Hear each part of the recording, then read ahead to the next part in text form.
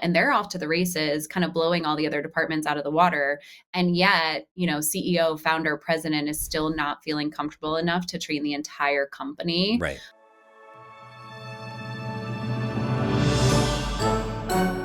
All right. Hey, Tim Parmeter in the Franchising 360 show. I got some bonus footage. Patty Rother from Stay in Your Lane was joining us on the TV show on Biz TV. But it's such good information. We wanted to get a little bit more about AI in franchising in particular. Patty, I'm going to ask you the most loaded question ever. What do you see as kind of some of maybe your vision for AI in franchising and how it can help continue to grow?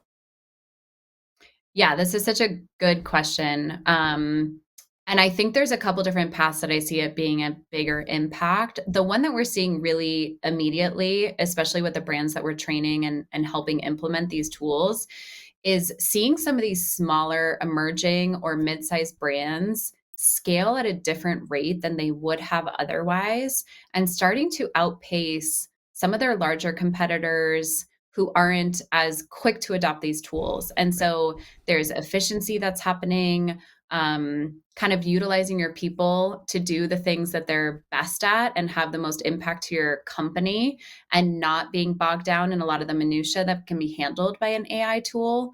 That's what we're starting to see immediately. I think in general, the adoption rate for AI is still so low, and there's so Right. much opportunity to still be kind of one of those front runners. But that's what we're seeing right now, is just these brands with scrappy teams who are able to utilize their people in such a more impactful way through the efficiencies that AI is affording them. What I would assume there's a little bit of the bigger brands have been around longer, right? This is how we've always done it. This is how we're going to do it. And like in some ways, I kind of hope some of those more emerging or mid-sized brands just zip right past them by being those early adopters for this. I'm like, you got to think Yeah. we're going to see What's that, really right? Yeah, what's really been interesting is we have helped some large portfolio brands, some larger brands, but it's in a very niche down manner. So maybe the entire marketing team for all of the brands comes together. We train them all and they're off to the races, kind of blowing all the other departments out of the water. And yet, CEO, founder, president is still not feeling comfortable enough to train the entire company. Right. The same thing happens on the franchise development side of things. We have an incredible AI for franchise development class that I host.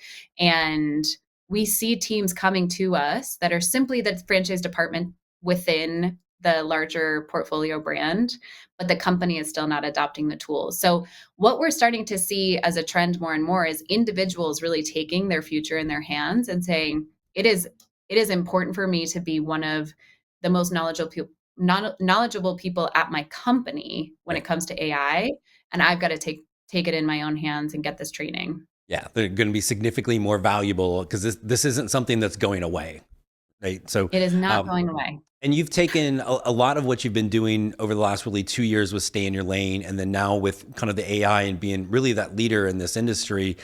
You also have taken a different approach with training and have a whole different kind of division of your business on training. So tell us a little bit about that. Yeah, so the training and education portion of Stay in Your Lane was never an intentional uh like revenue stream for us. It really came from the fact that Ingrid and I believe training should be accessible, it should be fun, it should be applicable. We both kind of individually don't believe in gatekeeping information. This idea that if I give you all my secrets, then you're going to directly compete with me, and that Right. that worsens my ability. We really do believe that if everyone has the best information, it makes all of us better. And so we started training AI classes per request, and then getting even deeper into training. And then we started doing more human centered training around unconscious bias or allyship or personal branding, because everyone was saying, oh my gosh, you're all over LinkedIn. Teach me how you do that. How do you make it so impactful? And so we started developing all these courses. And truly, what was happening is it was pulling us and distracting us away from really the main growth vehicles for our Stay in Your Lane business, which is fractional work and project based work. And so So you could say about you weren't a staying in month your own lane, ago, Patty. Is that fair to we weren't say? staying in our lane. We had created a whole nother lane.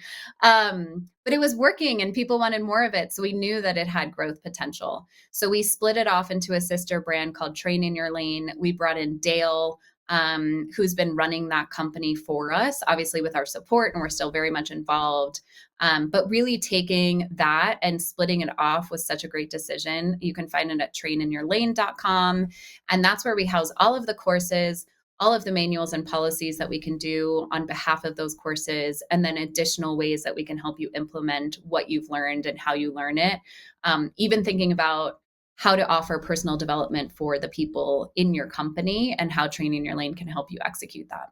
Excellent. So, you and I are going to have a conversation really soon on how Fran Coach can start working with Stay in Your Lane to get way I would ahead love that. on this stuff. So, Patty, I know you're super busy and you carved out some time for us today on both the show and our YouTube channel.